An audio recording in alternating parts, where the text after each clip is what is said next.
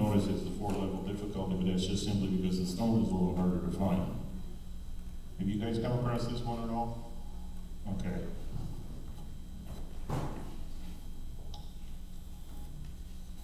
Here's a 6-pack. No, it's right on a 6-pack. It's just a bunch of questions. So it's, I'm not sure what the title is other than that the LBB is the Lonely Boys. And that happens to be a singing group someplace, and there's questions about them.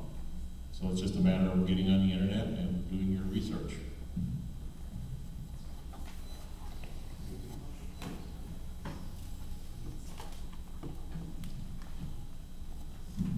There were 2 of these, silent signals 1 and 2.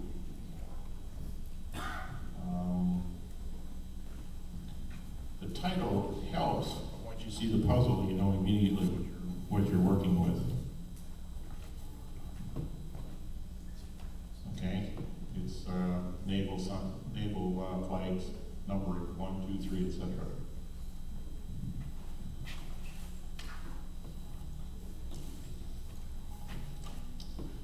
Okay, here's an example of a 6-pack where you got to go around and find 6 other caches, and it would give you numbers, and then you could find this one. The only reason this is rated fairly difficult is because they're scattered out all over the place. Ashford Lee's in Green Bay, Miata, 6 Bricks, Dink Tank, Crazy Brothers, Axeman. Well, I guess these are all in the Appleton area. There was another one where you had to go to like Eau Claire, Milwaukee, Manitowoc. You had to go all over the state to find the different ones.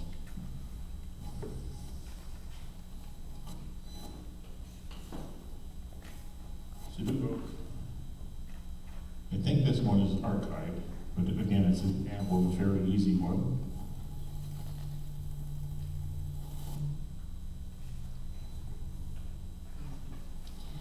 And if you want to cheat, the cell phones now have Sudoku software. You just take a picture and it gives you the answer. So, very quick and easy. This is the basic Sudokus.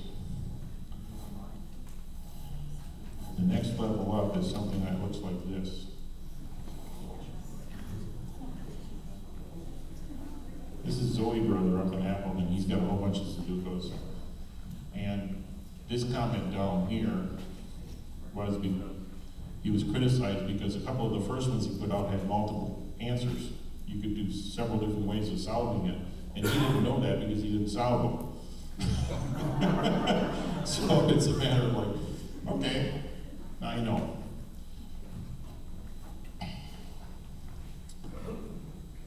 I don't have an example of a Ken, but I got this one. Where these are greater than or lesser than symbols. And so this number has to be greater than or whatever. It's beyond me. So, but anyways, it's a variation that you'll see around.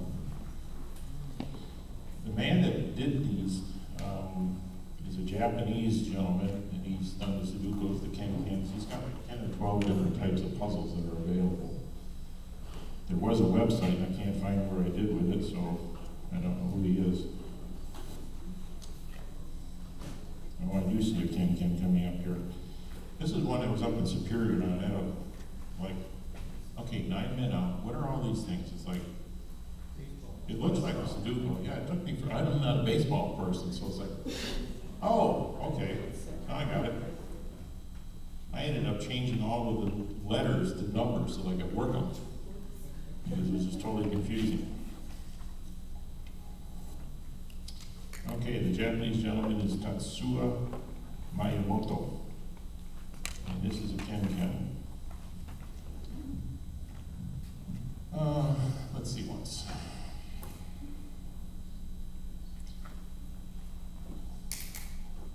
This block right here are 2 numbers, and they have, when you subtract the 2 numbers, you got to get -2, I think. I don't know. So it's, besides getting the regular numbers for the Sudoku, all these highlighted blocks have to add up to these numbers. So like this one up here, when you multiply these, you have to get that 26,000 or 22,000 number. Otherwise, you don't have the right digits. And in the purple are the actual numbers you're looking for.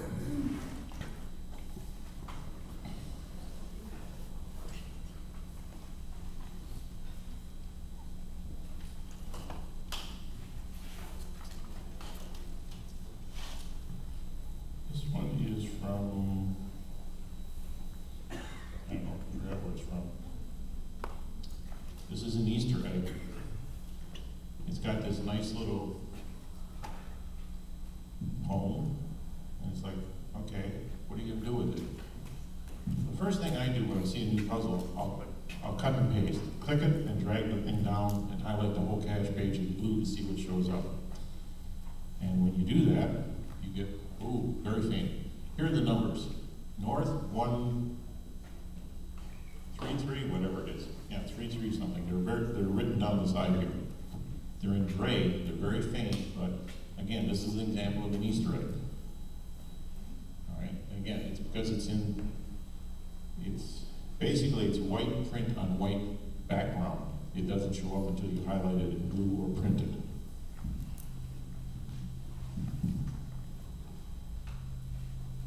Here's one of the cut and paste, and it's, well, this one's lost by 7. I think it was somebody else. I don't know if this one still exists. This is actually from a primary school site where you have all different types of games. And this is a cut and paste. You just cut these things up and you start playing around, you get words. You don't have to fill in the spaces. These spaces means it's a blank. So like, this is a space, so that's the end of a letter, it's the beginning of a word, or end of a word, beginning of a word. There's a space here, and so on. It's fairly simple, but it just may take you time.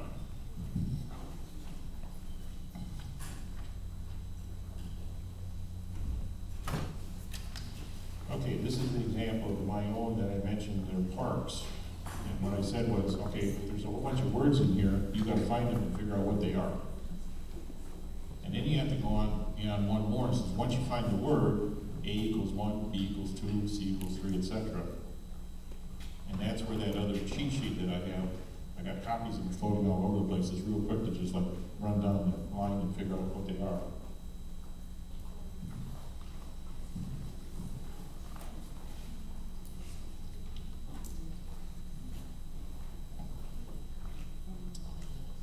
Word scramble. This is an example too where local knowledge would help because it's based in Appleton and it's something you'll find in Appleton. Some of them you'll find other places. It's just a matter of figuring out what are they. And then you have to figure out what the numbers mean. So like, well, let's see if I can figure out which one is which.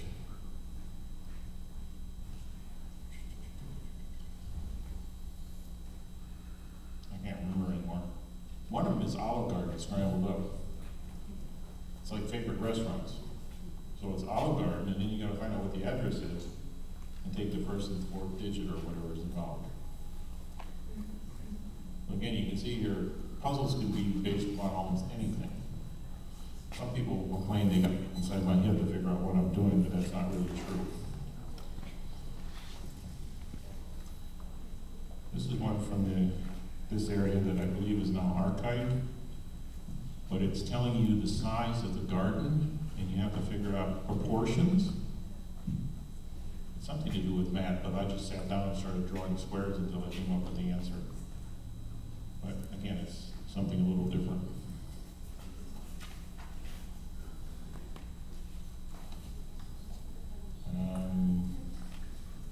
I think this one's still active, and it's Racine. Roman eyeballs tells you almost everything you need to know, right? Anybody know what the coordinates are? Can't read it. I've actually come across some people, younger people, that don't know what Roman numerals are. Jacob, you know what Roman numerals are? Okay. Well, some people don't. Jeff Thorson.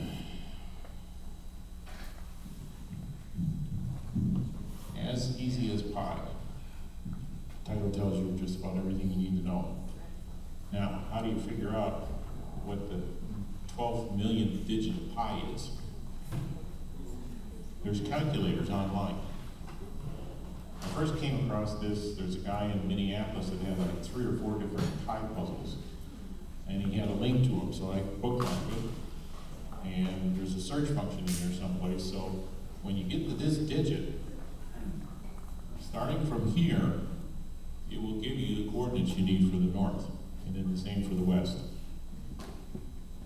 And it's just amazing that you come up with those, but then again, pi's got so many digits and they're all just happen to be random.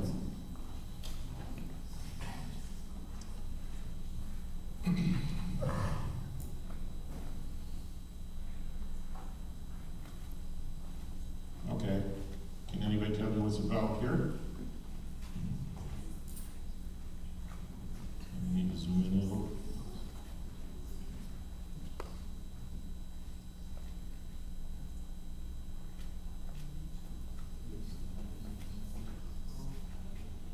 I've showed it to you before. Can't read it, okay. It's that line right there, and it's the words in other languages.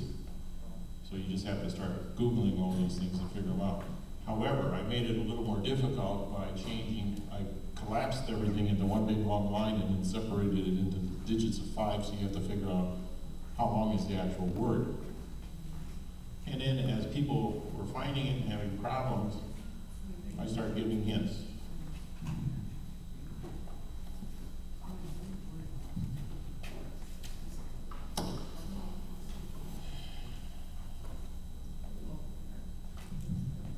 Wow.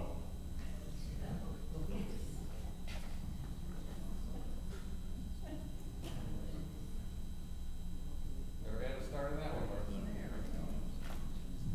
This is one Tammy from Echo Ranger sent me some years ago. They were going down to Indianapolis someplace and said, "Can you figure out this puzzle for me?" I said, "Yeah, you gotta see, what do you call it? As you go, just look at it." Anybody got an idea? The numbers are right there in front of you.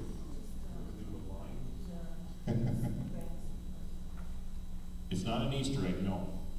Well, it's a modification of an Easter egg. That's a good one. The numbers are written right here.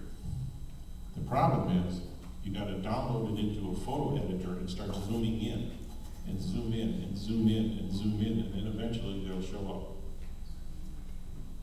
Okay, so and I have no idea how to figure this out. When she sent it to me, I looked at it and said, "Oh, like just zoom in." Like, okay.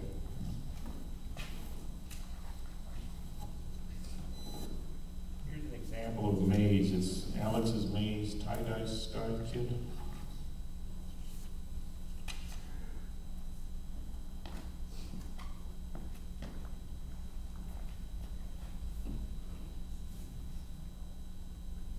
See what the quality is. It's just, when you print it out, it's very hard. And I've seen several mazes and they're all the same way because they're so big.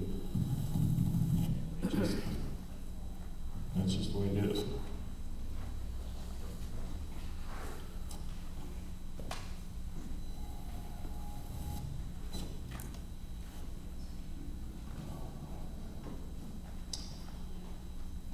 There are challenges, and then there are those stupid challenges out there.